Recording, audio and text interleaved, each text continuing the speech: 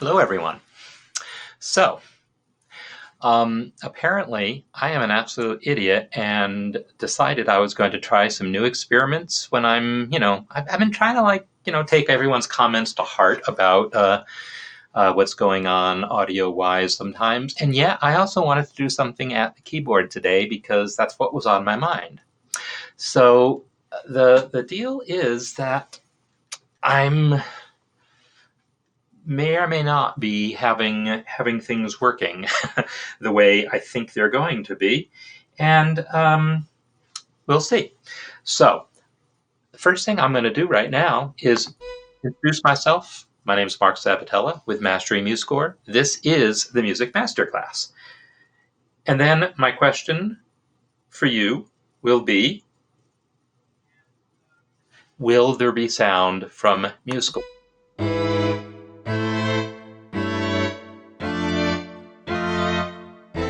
So you all can tell me if you're hearing the MuseScore sound, and if not, I'm just going to stop it. Because I'm going to be actually doing stuff at the keyboard today. So please let me know in the chat. It's going to take a few seconds to catch up to where I'm at. But let me know if you're hearing the music. What I want to talk about today is scales. And that's entirely too loud, right? That's fine. It's fine that it's loud. Don't worry. Great. So, there we go. All right. So I'm experimenting in hopes of improving things, and I've got a lot of good things happening here. So I'm glad to know that sound was working. But what I'm going to be doing is actually doing some stuff at the keyboard. And the reason is manifold. In part because I'm a pianist. I like playing the piano, and sometimes we all get wrapped up in dealing with looking at the computer and looking at the dots on the page and disassociating ourselves from music a little bit. And I want to not do that, for one thing. But some of the things that have come up in the discussions on the community. And so, okay, so first, commercial alert. Please join my community if you haven't already. I've got the link up at the top there where you can go. You can either create a free account or join as an all-access member, get access to all my courses too, which are great courses, by the way. In any case, that'll get you into the community, and then you can be posting your music for me to look at there. But we have all sorts of great discussions going on there, and several of them recently have centered around the idea of scales or keys or changing keys. Plus, I've been working on my counterpoint course that I've mentioned a few times, more than a few times. The counterpoint course, there's a lot of talking about modes, as in like actual Renaissance modes as they were used in the Renaissance. And as a jazz musician, I use a lot of modes and scales in improvisation, and not just me. It's very common. And so I kind of have a fairly broad view of this subject that I want to share with you. And I'm actually going to spend most of the time today talking about that. I'll look at some music as I can here, but I'll look at some of your pieces. I'm gonna show you music here at the keyboard some. So what I want to do is first get my phone up here so I can continue following the chat. All right, cool. What I want to do is I'm going to return. Well, I'm going to give you a little overview of some of the things that I want to talk about, and then I'm going to try to show them to you. And so I want to say them out loud so you all can keep me on track if I forget to talk about something. So one of them was the idea of what it means to be in a key. What does it mean to really be in a key? Another thing is the idea of modulating then, changing keys. What does that mean to really change keys?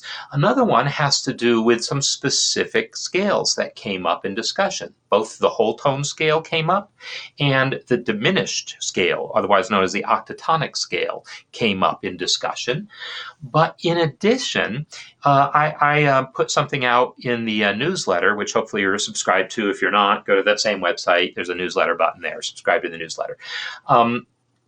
I put a little tip in there about scales and mentioned a very specific scale called Lydian Dominant. And I want to talk about that a little bit and why it's significant. And then, again, since the counterpoint course deals a lot, not exclusively, but it has its roots in the Renaissance, I talk about Renaissance, and I want to talk about those modes and how they're applied to modern improvisation.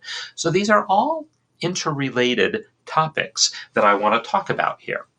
So I'm going to start, I think, since you say you can hear the music, I'm going to start with the piece that I wrote, a couple months ago that you've mostly all heard before, and I'm going to play you just the first 8 bars of it as it's written, okay?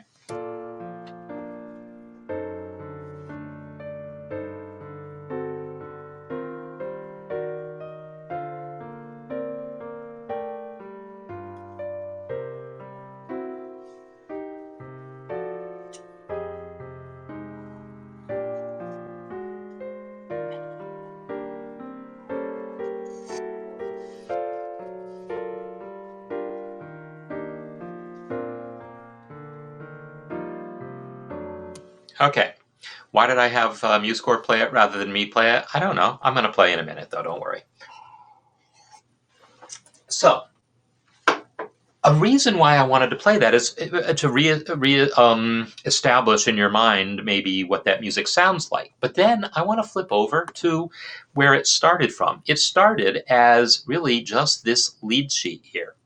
So this, if I were to play it from the lead sheet, I'm going to look at the screen. No, I'm going to look here and just remember the chords. So I might be... See, I'm going to play it almost like I wrote it.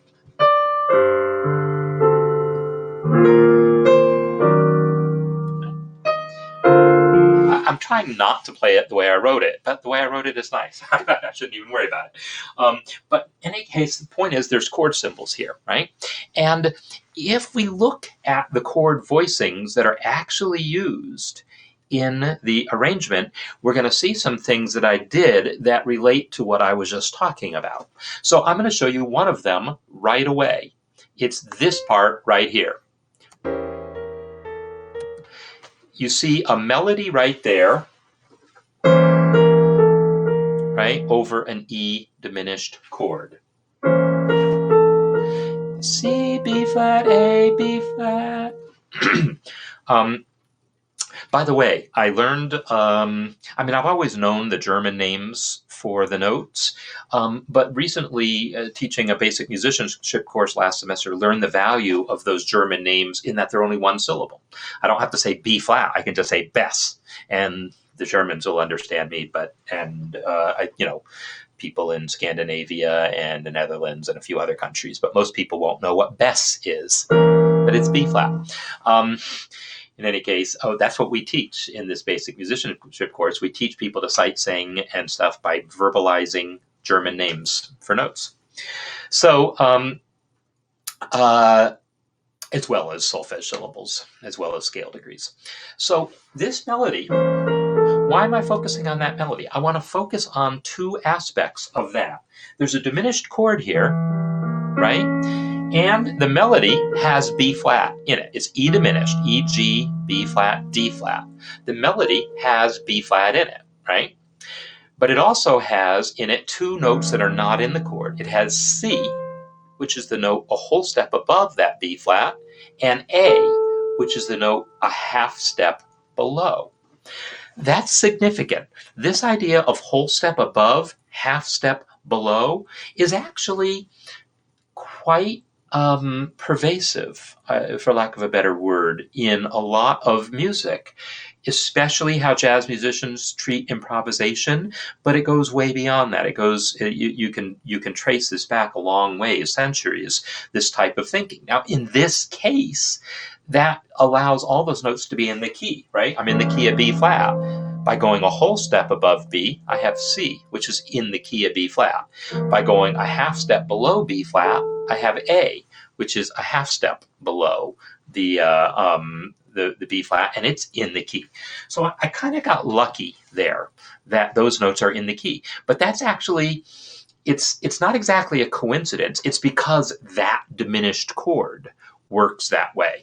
But there's certainly other diminished chords that I could use that it wouldn't work that way. In fact, yeah, I'll talk about those later.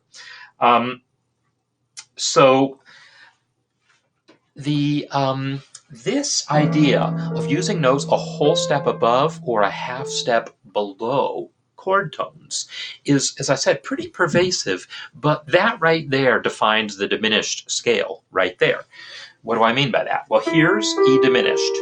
E, G, B flat, D flat.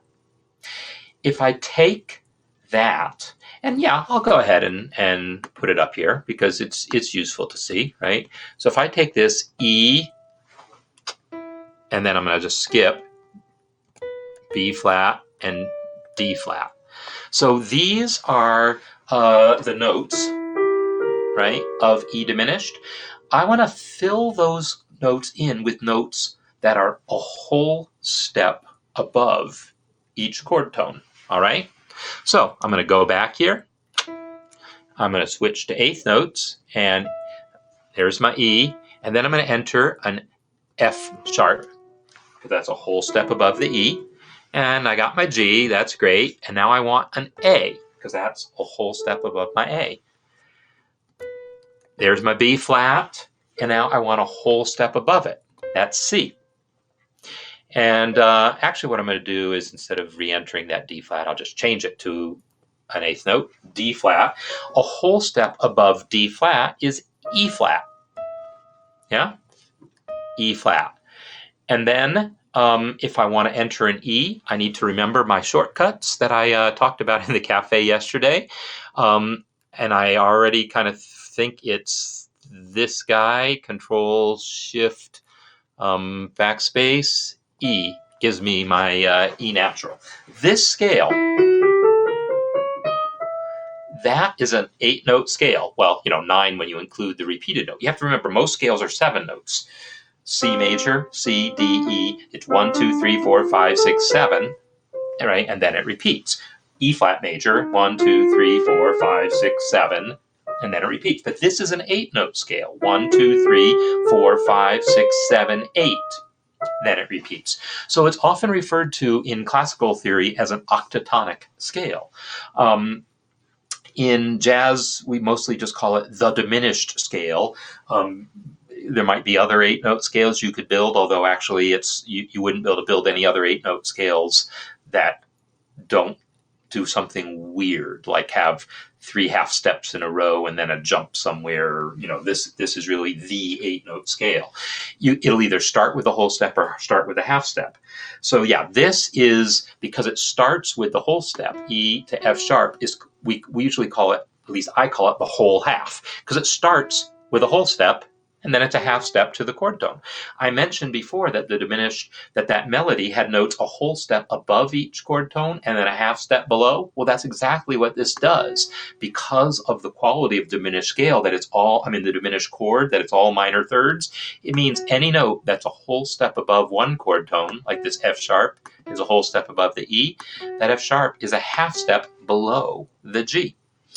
And similarly, that A, we already saw it was a half step below the B flat. It's a whole step above the G. The C, we already saw, was a whole step above the B flat, but the C is a half step below the D flat. And this E flat here is a whole step above the D flat, but it's a half step below the E. That would then repeat it. So it's alternating whole steps and half steps. In this case, starting with a whole step. And by starting with a whole step, you get exactly that quality of chord tones in the scale, E, G, B flat, E, G, B flat, and D flat, but then all the passing tones are a whole step above the chord tones. Whole step, whole step, whole step. We have chord tone, whole step, chord tone, whole step, chord tone, whole step, chord tone, whole step, chord tone. Well, that scale is the scale that we use improvising over diminished chords. So I'm just going to do that.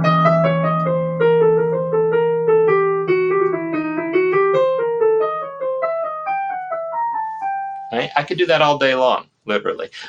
Just make up melodies coming from that scale over an E diminished chord. It works beautifully. But it also happens to work really nicely. If you think about that E diminished chord here, the E diminished chord and C7 are kind of largely the same chord, right? E diminished is E, G, B flat, and then D flat. Let me draw that out here. This is E, G, B flat, D flat. If you take that chord, and this time I am going to actually use my mouse, and just stick a C underneath it, now that's a C7 chord with a flat 9. So that exact same chord, really, if I put a C underneath it, is a C7 chord with a flat 9. Well, that same scale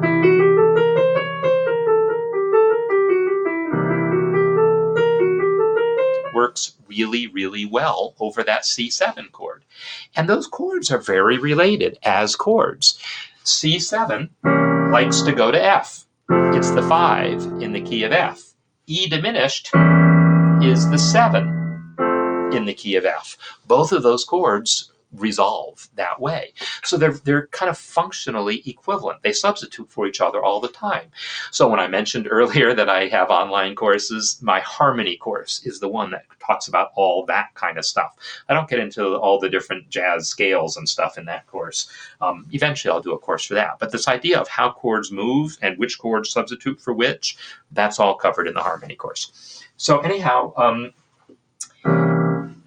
that idea then that you could take that same scale and instead of thinking it as starting with E and then having a whole step, I'll think of it as starting with C. And then right after that is D flat, the half step. So in order to use that same scale over a dominant 7th chord, you start with the half step. So to use it over E diminished, I start with a whole step. To take that same scale, same set of notes, starting with C, it's the same set of notes, but it's going to now start with a half step from the C.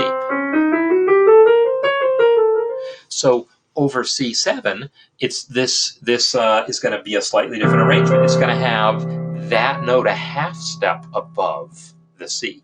Half steps above chord tones are dissonant. But as I've said before, dissonant doesn't mean bad. Dissonant means creates tension. Well, that's what a dominant 7th chord is supposed to do. So by taking this C and adding a D flat above it, that creates this tension.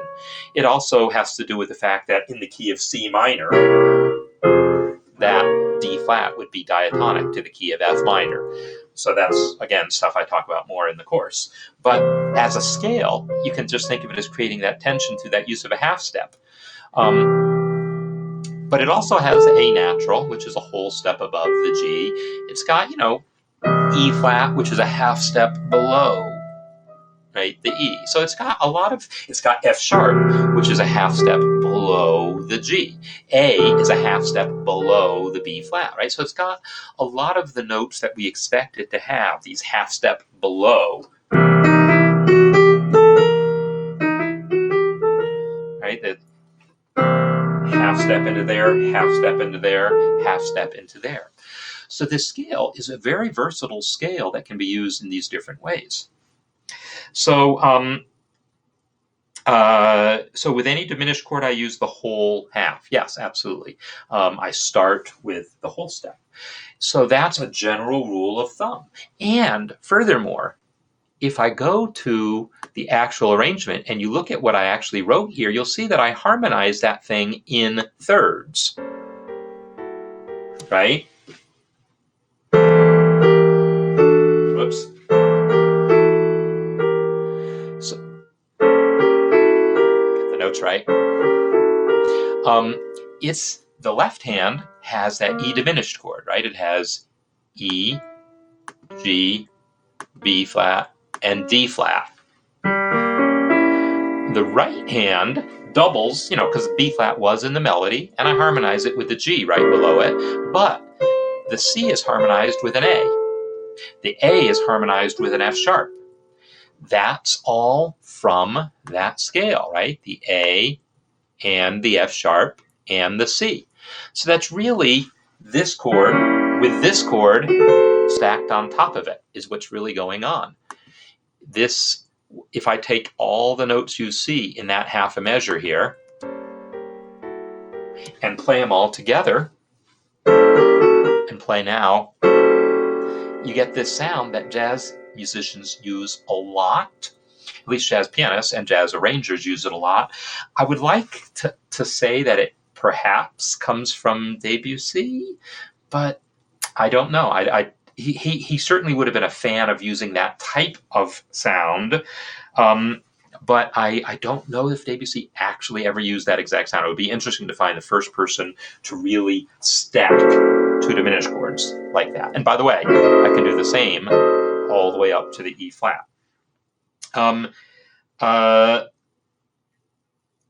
So each, I missed Dave's question. Is that the scale you write with a mixture of sharps and flats? Oh yeah, so the thing is, because it's got 8 notes, there's kind of, you have to tell some sort of little weird enharmonic lie somewhere. You can't just use every letter name once, because there's only 7 letter names, and this scale's got 8 notes.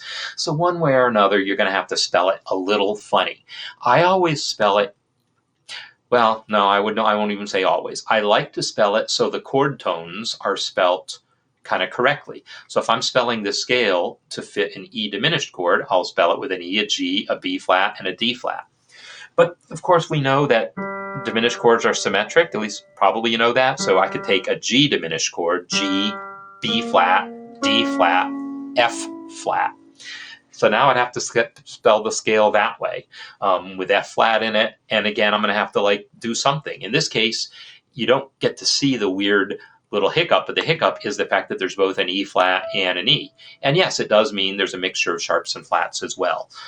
This isn't unique in that way. There's going to be some other scales that basically the melodic minor scale will always need to be spelt with a mixture of sharps and flats, and therefore the modes of the melodic minor, which is almost a segue because I'm almost ready to do that. So anyhow, that diminished scale is a really powerful scale because it gives you that sound of the C7 with the flat 9, as well as this other interesting color tone of F sharp that I'm going to come back to later, as well as A, which is a perfectly normal color tone, as well as E flat, which is another interesting color tone. And yeah, depending on the context, I might spell that as D sharp instead of E flat. Totally depends on the context. You have to fudge spellings when you got 8 notes and only 7 letter names. You're going to have to fudge something. So there's that. So I'm going to now kind of spin backwards a little moment to talk about that other scale I talked about in the newsletter, the Lydian Dominant scale. So I'm going to take that same scale here first and now write it out starting on C. Let's see. C, G flat, E flat, E, F sharp, G, A, B flat, C. All right, so there's that scale. And in this case, because the E is the chord tone and I want this E flat to seem like the leading tone into that E, I think I'm going to spell it as a D sharp. I probably could have done it on the other one too. Doesn't really matter. There's going to have to be a little hiccup somewhere. Now I can call that D sharp a sharp 9, which is another jazzy thing to call it. So this scale has at the beginning this weird, interesting combination of half, whole, half, right? The alternating half steps and whole steps. But that gives it a ton of color, and it means it's got that thing that I said creates a lot of tension. The half step above the root. Well, what if I don't want to do that? What if I don't want the half step? What if I just want that to be a D? Whoops. If I just want it to be a D. Well, if I take that scale now,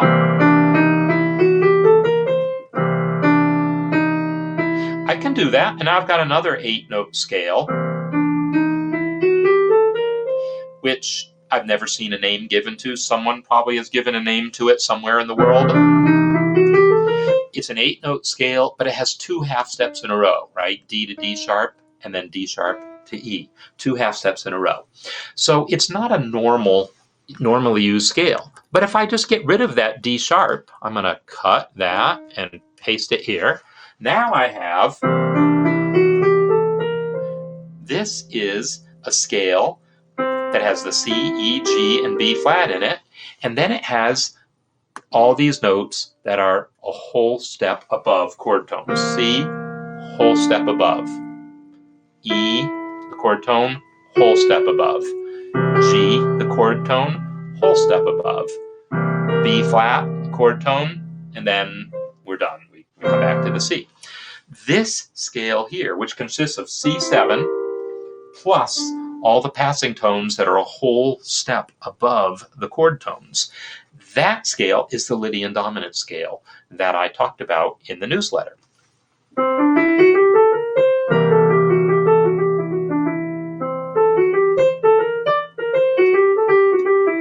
So that is another scale that's really commonly used in jazz over C7 chords. We use this diminished scale sound if we want the sound of that flat 9 in there. But if we don't want the sound of the flat 9 in there, this becomes a really powerful scale choice. That F sharp you might be looking at and going, well, gee, that's really strange. Why not just use F natural? Because jazz. No, but there's more to it than that. There really is. There's way more to it than that. That F sharp leading to G by half step is really quite powerful. It allows that to be an interesting color tone. F is just dissonant against that E. It's not a sound we use. Now, we do use that sound without the E a lot. And sometimes we use it if we voice it in a particular way, and I think I mentioned that in Dean's score a couple weeks ago, I think, that he had a chord that had both a fourth and a third, and if you voice it the right way, it can totally work. But usually we try to avoid that sound, the third down here, the fourth up there. And so that F, that fourth, is sort of a slightly problematic note.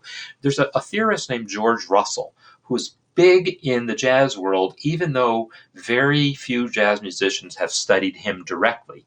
But we haven't studied George Russell. We've studied the people who George Russell taught, people like David Baker, people like Jerry Coker and Jamie Aebersold. These are huge names in the jazz education world. In fact, they were the only names in the jazz education world in the 60s and 70s. Now it's a huge world, but for a while that was it. I mean, those are the guys, Dan Hurley maybe, but a really small set of people who were known worldwide as jazz educators. George Russell, Jamie Aebersold, David Baker, Jerry Coker, Dan Hurley. I don't know what, who taught who what, who learned what from who. I do know David Baker played in George Russell's band, but I don't know how the rest of them all got associated. But George was the originator of a lot of these ideas. And he wrote a book called The Lydian Chromatic Concept of Tonal Organization for Jazz Improvisation.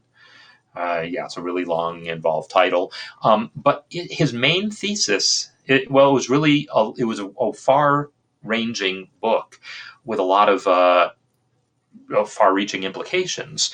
But the key concept that he starts with is the idea that major scale was a lousy choice. Back in the Renaissance, the major scale was just another scale, right? We had all these other modes, all the white key scales. That one, but this one starting on A was actually more common. This one starting on D was probably the most common. That's called Dorian.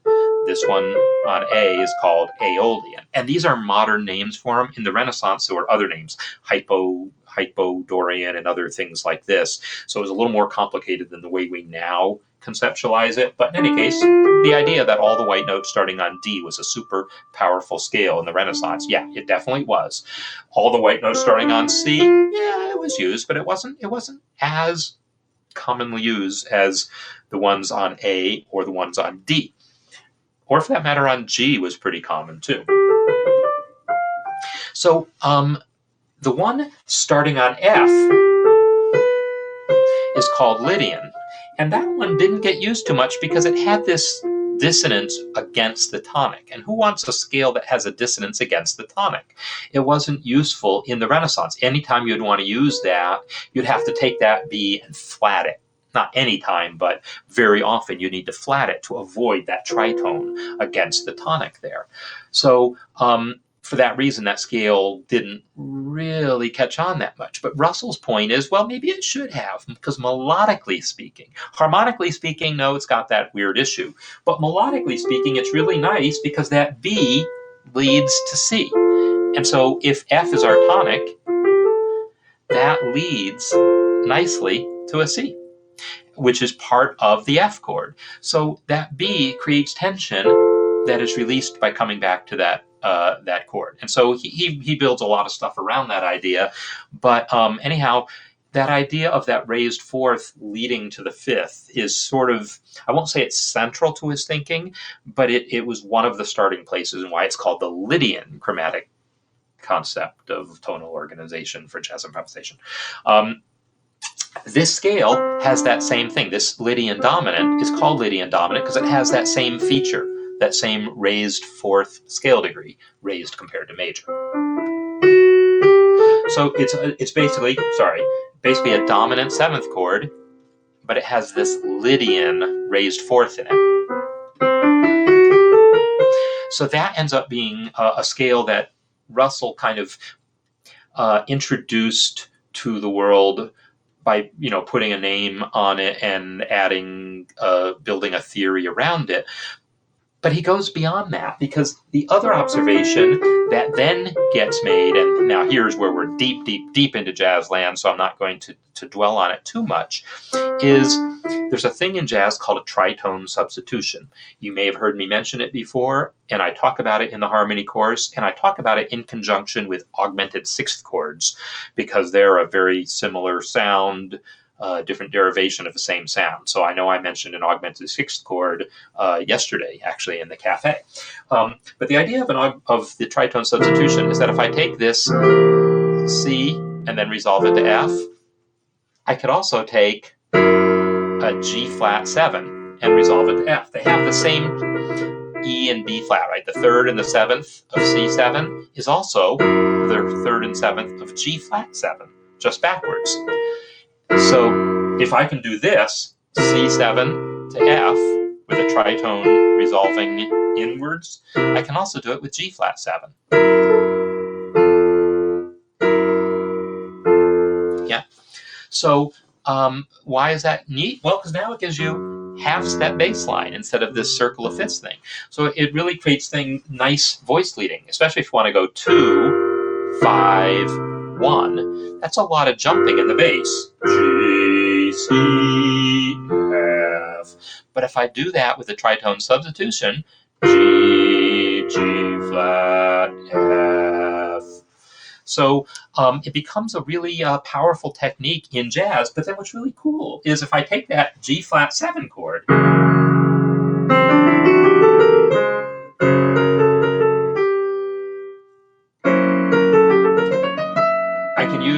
I can use, oh, I was using the diminished scale. Now I'm going to use this scale.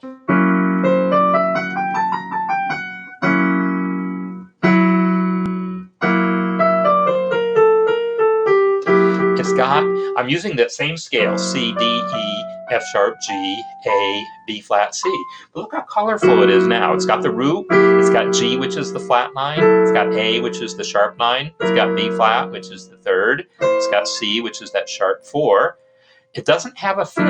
It has a sharp 5 here, a D, and then it has the 7th, and then the root. So that same C Lydian Dominant, that's slightly quirky over C7. It's got an F sharp in it, but other than that, pretty vanilla. Take that same C Lydian Dominant, stick it over F sharp 7 or G flat 7, and now you've got the most colorful sound that you could really...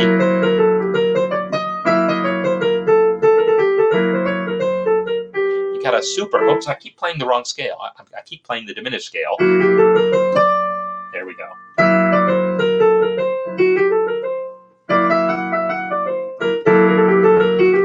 So the diminished scale is actually extremely similar to it, because you saw how I got the scale out of the diminished scale just by straightening out those couple of notes, and I keep going back to that scale because they're both very common. So,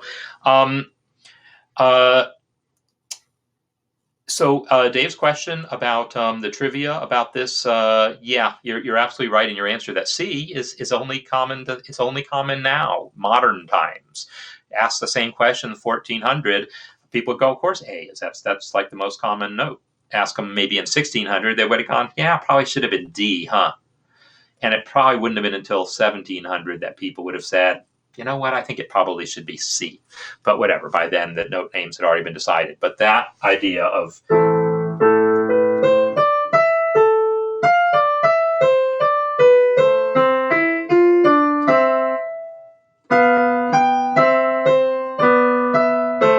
I'm just making stuff up, built on A as our tonic. That really was the most common tonic for hundreds of years.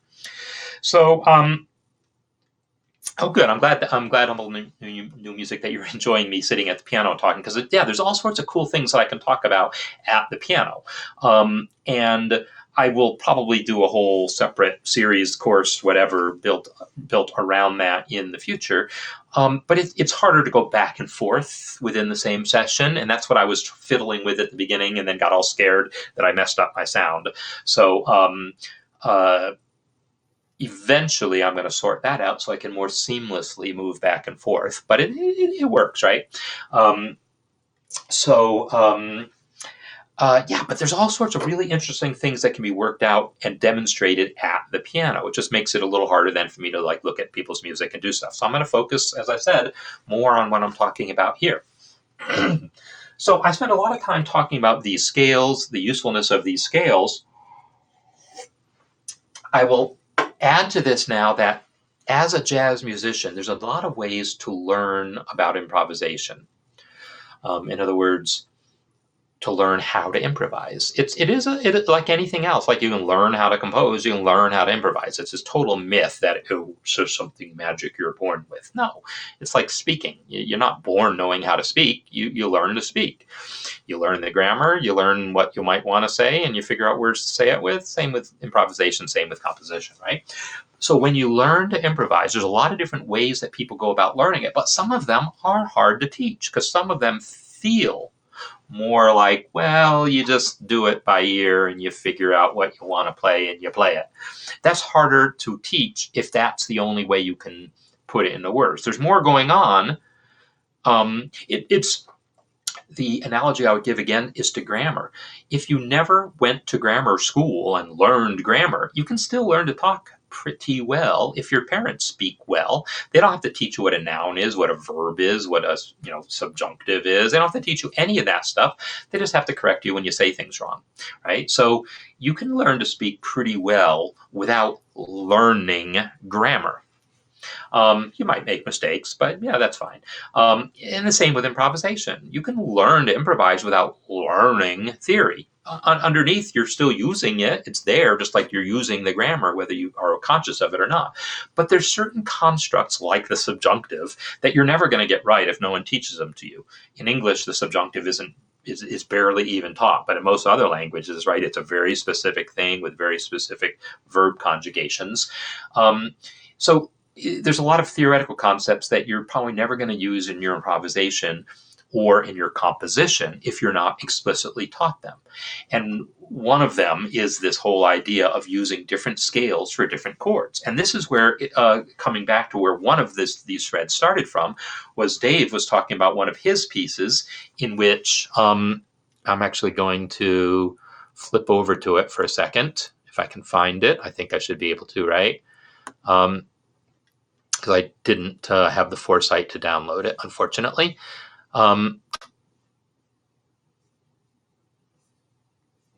It was in this thread here where there are all sorts of different versions. And why did my screen just go dark? Did I? No, I didn't lose anything. All right. In this thread here about modulating was some discussion of, maybe specific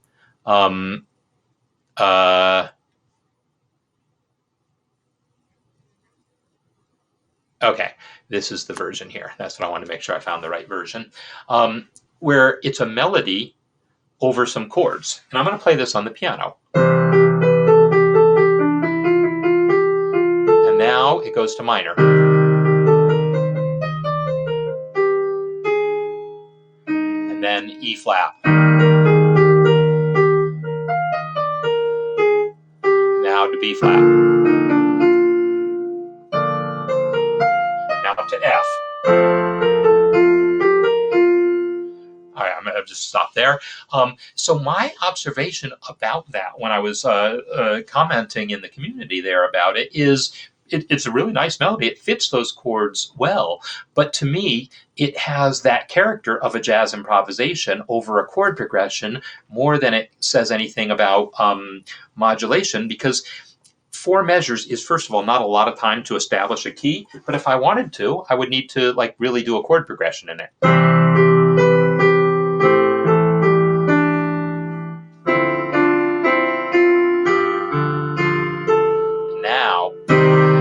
Now I can say I was in C, and when I reach C minor, now I can say, oh, well, that chord is a new key. The thing that I guess I would use to characterize this is, in order to say that a modulation has happened, in order to say that you're in a key, you need to be able to create expectations. You need to be able to create expectations about what the next chord is, and how this chord is going to be able to follow that chord, so that you can create some sense of surprise. And then when a chord shows up that breaks that expectation in some way, then that is what it means to be in a new key. I mean, not every broken expectation indicates a new key, but they kind of go hand in hand a little bit. So I needed to hear enough of this chord progression to say that when the C minor came, it was unexpected, because I had been led to believe I was going to get more C. As it is, this is a chord progression. It's a sequence of chords with a melody over it. So some of them are major chords, some of them are minor chords. So I could use major, and that's what Dave's using here, or I could have used Lydian. Right? I could have used Lydian with F sharp, and then switched to C minor. When you come to C minor, when you learn to improvise over minor chords, what you typically learn is Dorian. I mentioned that Dorian, that's all white notes starting on D. Starting on E flat, it's this. I mean, starting on C, it's this. It has the A natural, and that's exactly what Dave is using here, right? The A natural. So, and then B flat. This is Dorian. So he's totally using Dorian. Now he's introducing the A flat. Well, that would come from C minor, the actual key of C minor. But he hasn't established the key of C minor. I would really need to have heard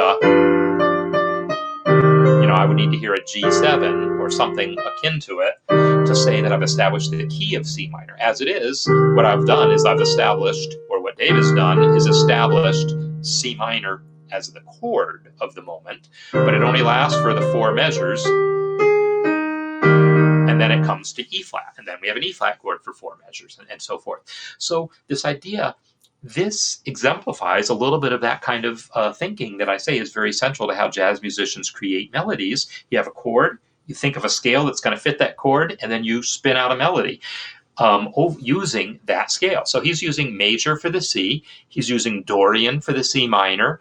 Other than the A flat comes from natural minor, but it also helps establish that we're moving to E flat, because that, right, the A flat is in the key. So, and now he's got the A flats in the melody.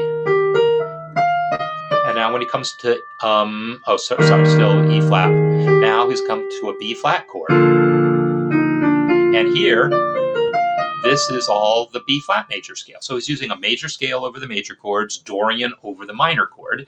And, not necessarily consistently, but that is the kind of feel it has of taking a scale over a chord as opposed to creating a chord progression. So this, though, is what we do. I'm going to bring it back to my piece here for a second. I'm going to play you my piece as written. right? Just the 8 bars.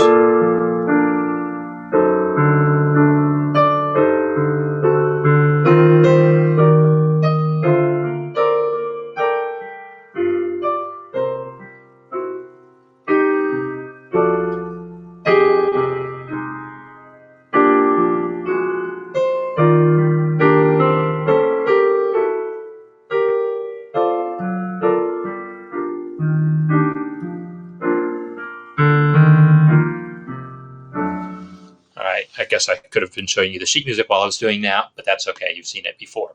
What I want to focus on now, though, is the lead sheet.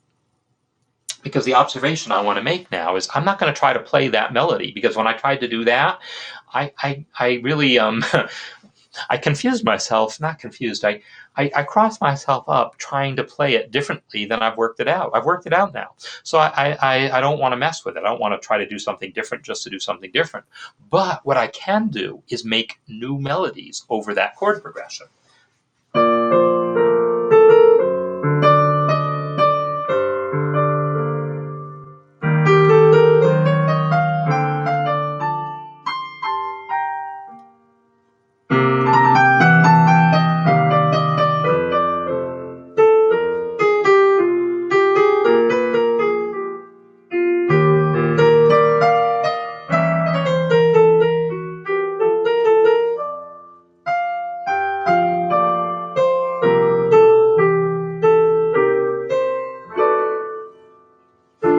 So that was obviously just new melody, totally spontaneous improvisation. The thing is, when you're improvising, those things you just come out, and then it's 8 bars later, and now you come up with another one. You come up with another one. None of them are necessarily going to be worth writing down and committing to the history books or anything like that. They're just new melodies. It's just a development of a melodic idea. But my point here is, I was using those scales. I don't know how well you caught that, but I'm going to talk through a little bit of this. I see a question about chord progressions from Graham. Are chord sequences more interesting if not prepared?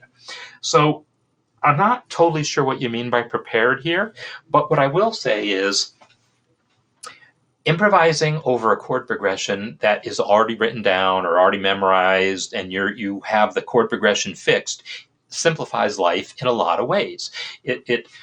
It allows you to use fairly complicated chord progressions, because coming up with new chord progressions on the fly is possible, but it's definitely a more a specialized skill, the ability to come up with new chord progressions on the fly. And as a solo pianist, I can do that. Working in an ensemble, then it's hard to get everyone to kind of be on the same page as far as that goes. So it's a little harder to do, but it is quite rewarding. I love doing that, coming up with new chord progressions on the fly. But what I'm going to do is I'm just going to mention what these chords are, these scales are that I'm going to use. This won't be the same melody because I already don't remember it, right? So I'll use Lydian over my major scales, over my major chords. Lydian sharp 4. Now I'm going to go to the D7, and I'm going to use that. I think I'm going to use the diminished scale. Half step, whole step, half step, whole step, half step, whole step, half step, whole step. And now this says F sharp diminished over G. It's really a G minor chord. It's really just an appoggiatura into the G minor. So what I might think of this as, I don't know, I don't have a plan for that one. That's okay. But now I'm going to go back to Lydian for the E flat. And now this is Dorian over the minor chord. Maybe I'll use melodic minor. And now back to Lydian. Dorian. Now mix a Lydian over the C7 sus, and then over the C7 I bring in the F sharp, Lydian Dominant. C minor, Dorian, and now that diminished scale.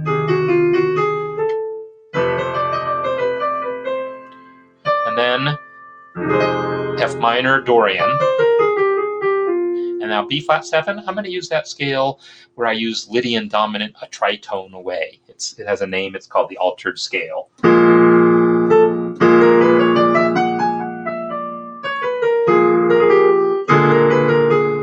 Now, Lydian, and now that diminished scale.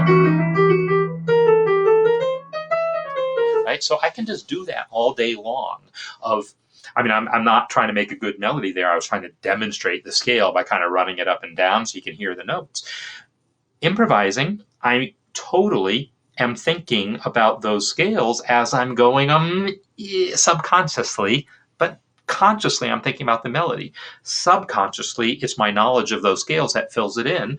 Just like when I'm talking to you right now, consciously I'm thinking about what I'm saying. Subconsciously, though, knowledge of grammar is filling in the details and making sure that I don't says things where the noun don't agrees with the verbs. That took a lot of effort to talk wrong, didn't it? Wow. Okay, so in any case, this idea that you can be using melodies to spin using scales to spin melodies. Dave's piece was an example of that, because Dave's piece is basically a chord progression with a melody spun over it. So that is a composed piece that has that character of a jazz improvisation.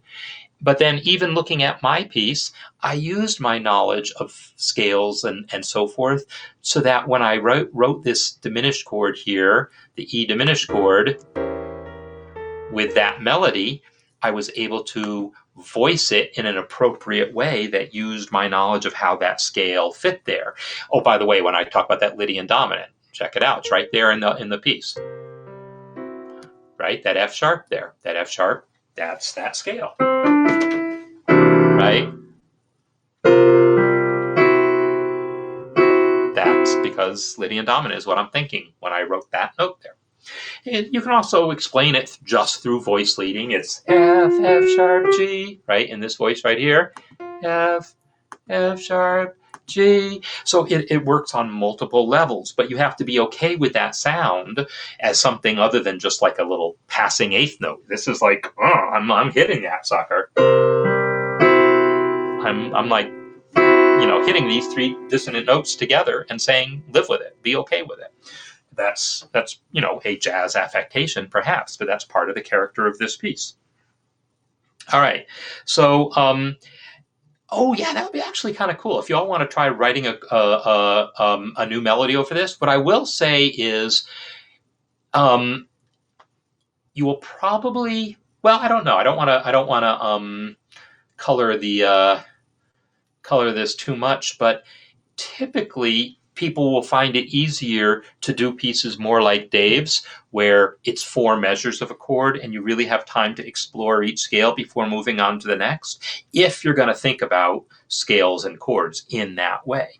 Coming up with a new melody over a chord progression doesn't require you to change scales with every chord. I mean, if you look at the melody's diatonic, right? Oops.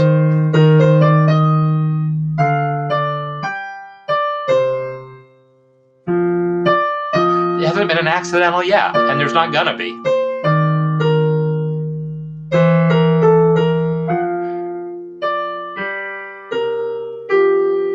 The melody is entirely diatonic. Every note of that melody came from B flat major. So I didn't need to apply any knowledge of scales, different scales over different chords. And by the way, I haven't told you nearly enough to be useful for that. I've told you some things. You could be a little useful. In fact, if you just took that principle that I said a while ago, for any chord, take the notes of that chord, add the notes a whole step above, and that'll be, a useful scale. That is true. That's where you'll get Lydian from. You'll get Dorian for minor sevenths. If I take a D minor 7, add a whole step above the E, whole step above the F, whole step above the A, Dorian. So anyhow, that approach of the notes of the chord plus the notes a whole step above will absolutely, totally give you useful scales, maybe not optimum, but useful scales. So in order to successfully use that technique, you need to know more scales than just those. And also, again, you'll probably find it easier if it's longer per chord. But you could think about maybe doubling the length of each of those chords, so it's a whole measure per chord rather than just 2 beats per chord. But yeah, the melody there, you can see just by looking at the lead sheet, there's not an accidental to be seen until I get to the bridge, because the bridge has basically modulated and goes through a couple different modulations. But even then, boy, that E natural is the only actual accidental in the bridge, and then there's just a really brief passing tone in the last A section, also a chromatic passing tone. So yeah, by all means, I would definitely think it would be an interesting challenge to write new melodies to existing chord progressions. You just might want to choose one where the chords move a little slower than this. And just remember that, there is no rule that says you need to use all these different scales, but if you want to, you kind of will need to get a little deeper into it to do it effectively. But without any of that knowledge, I mean, the first half a century of jazz improvisation was done without thinking about any of this George Russell different scales for different chords. That was brand new when George Russell started talking about it in the 50s. People thought he was crazy, and in part because the book was written in really hard to read language, hard to read, and had this whole system with a slide rule, and it was really complicated. But then it took Jerry Coker and Aebersold and David Baker to kind of take Russell's ideas and figure out how to present those in ways that ordinary musicians could actually deal with. And even then, it's still a lot of thinking, but it became more possible after those guys filtered it through other ways of looking at it, basically. So anyhow, the last thing I wanted to just show you here is just because I said that I was going to talk briefly about the modulations in this piece. This piece by Joel here, Orona, it's a beautiful piece. We're going to look at it in more depth later. I'm going to start it playing. It's going to be kind of a fugue, right? Because now, right? So it's a fugue here with a different melody on top, and he develops that fugue. And even so, it's mostly diatonic, some accidentals here and there, but it then does start modulating in much more extreme ways, like here.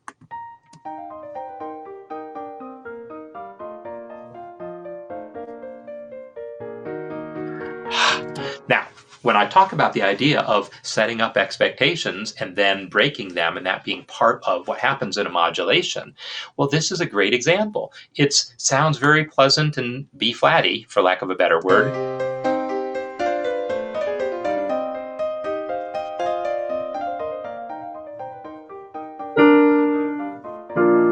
Nice B-flat. Now that E-flat minor chord can come as a real surprise, because it didn't fit our expectation of being in B-flat major. That E-flat minor chord now says, hey, we're in a new key here. And it's notated, it starts as an E-flat minor chord and notated with a key change there to 6 flats, which is appropriate for E-flat minor. But very soon it starts to become more apparent that we're maybe in G-flat major.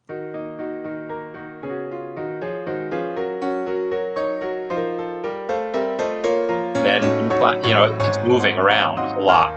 Then B-flat, but it's a 7th, B-flat. So he's really establishing through a series of motions that G-flat is more the tonality here than the E-flat minor. And yet,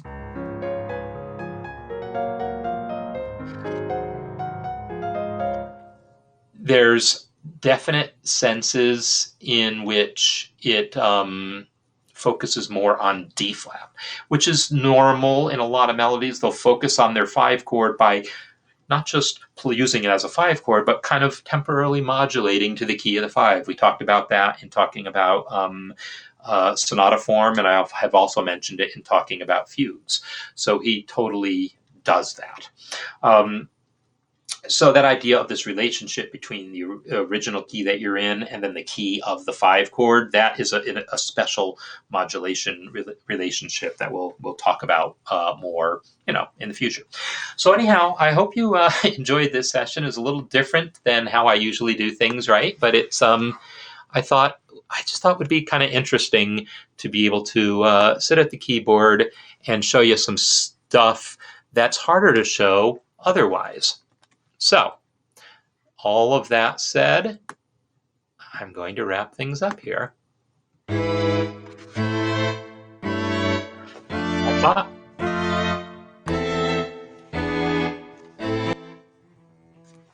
There we go. Got to get the volume below me. So, my name is Marc Sabatella with Mastering MuseScore. I hope you enjoyed this kind of special session that I just did here. And I'll be doing more sessions at the keyboard too. I'll try to figure out how to mix and match a little bit and balance out how I do things. But in any case, we do this every Thursday. Join the community, post some of your music, because usually I spend more time, most of you here are regulars, but if you're not, usually I spend more time looking at your composition. So submit some more things to the community, and I'm happy to be looking at some of your compositions, talking about them, and sharing what I can about them. So that's the show, and I hope to see you next time. Please join us in the community.